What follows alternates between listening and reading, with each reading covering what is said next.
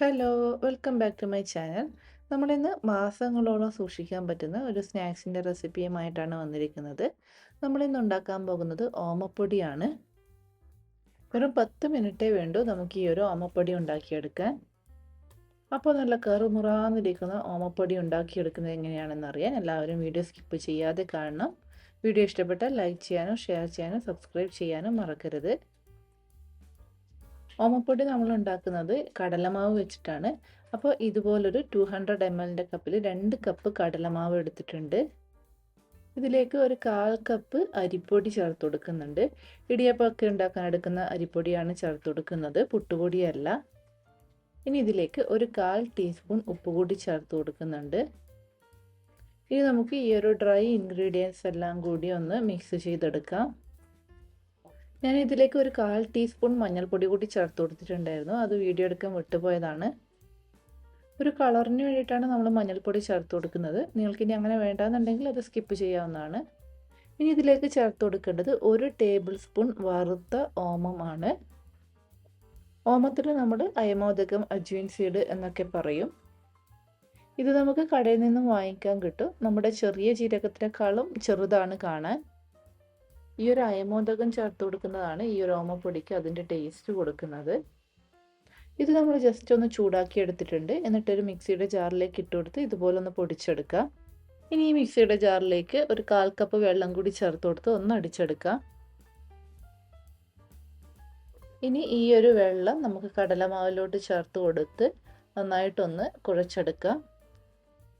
ഈ ഒരു 1/4 കപ്പ് ഓമം ചേർത്ത വെള്ളം മുഴുവനായിട്ടും നമുക്ക് ഇതിലേക്ക് ചേർത്ത് കൊടുക്കാം. നമ്മളിത് അരിച്ചെടുക്കുന്നൊന്നുമില്ല, ഡയറക്റ്റ് അങ്ങ് ചേർത്ത് കൊടുക്കുക ചെയ്തത്.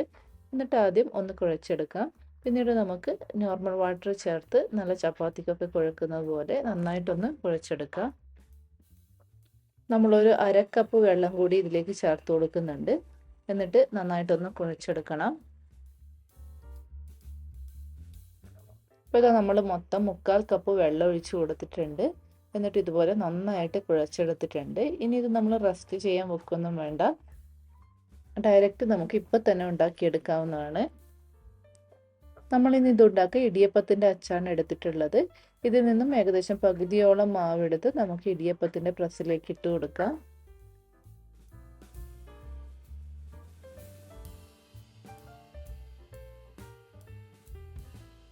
ഇനി നമ്മളിവിടെ ഇതുപോലൊരു ചീനച്ചട്ടിയിൽ എണ്ണ ചൂടാക്കാൻ വെച്ചിട്ടുണ്ടായിരുന്നു.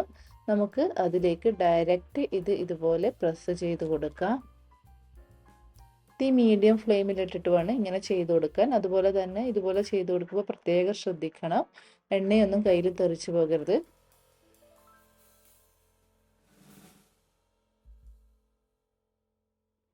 ഇനി നമുക്കിത് ഒരു ഭാഗം ഫ്രൈ ആയതിനു ശേഷം തിരിച്ചിട്ട് കൊടുത്തിട്ടും ഒന്ന് ഫ്രൈ ചെയ്തെടുക്കാം. അപ്പോൾ ഏകദേശം മുഴുവനായും ഫ്രൈ ആയി നല്ല ക്രിസ്പി ആയിട്ടുണ്ട്. ഇനി ഇത് നമുക്ക് ഒരു പാത്രത്തിലേക്ക് മാറ്റാം. ഇതുപോലെ നമുക്ക് ബാക്കിയുള്ള മാവ് കൂടി ഒന്ന് ഉണ്ടാക്കിയെടുക്കാം. അപ്പോൾ ഇതാ നമ്മൾ കുഴച്ച് വെച്ച മാവ് മുഴുവൻ ഇതുപോലെ ഉണ്ടാക്കിയെടുത്തിട്ടുണ്ട്. അപ്പോൾ ഒന്ന് തണുത്തതിന് ശേഷം നമുക്കിതൊന്ന് പൊട്ടിച്ചെടുക്കണം.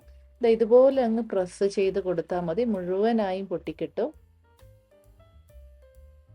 അപ്പോൾ ഇത് ഓമപ്പൊടി നമ്മൾ മുഴുവനായിട്ടും പൊട്ടിച്ചെടുത്തിട്ടുണ്ട്. ഇനി നമ്മൾ ഇത് ഉണ്ടാക്കിയ അതേ എണ്ണയിലേക്ക് കുറച്ച് കറിവേപ്പില കൂടി ഫ്രൈ ചെയ്തെടുത്തിട്ടുണ്ടായിരുന്നു. അത് നമുക്കിതിലേക്ക് ഇട്ട് കൊടുക്കാം. മഞ്ഞൾ ചേർത്ത് കൊടുത്തത് കൊണ്ട് നമുക്ക് കടയിൽ നിന്ന് വാങ്ങിക്കുന്ന അതേ ഒരു കളറിൽ കിട്ടിയിട്ടുണ്ട്. അതുപോലെ തന്നെ നല്ല ക്രിസ്പിയുമാണ്. നല്ലൊരു എയർ ടൈറ്റ് കണ്ടെയ്നറിലാക്കി നമുക്ക് മാസങ്ങളോളം ഇത് സൂക്ഷിച്ചു വെക്കാവുന്നതാണ്. കടയിൽ നിന്ന് കിട്ടുന്ന അതേ രുചിയിലുള്ള ഓമപ്പൊടി നമുക്കും ഇതുപോലെ വീട്ടിലുണ്ടാക്കിയെടുക്കാം. അപ്പോൾ എല്ലാവരും ഈ ഒരു ഓമപ്പൊടി ഉണ്ടാക്കി നോക്കണം. എന്നിട്ട് അഭിപ്രായങ്ങൾ കമൻറ്റ് ചെയ്ത് അറിയിക്കണം. വീണ്ടും പുതിയ റെസിപ്പിയുമായി അടുത്ത വീഡിയോയിൽ കാണാം. അതുവരേക്കും ബൈ ബൈ.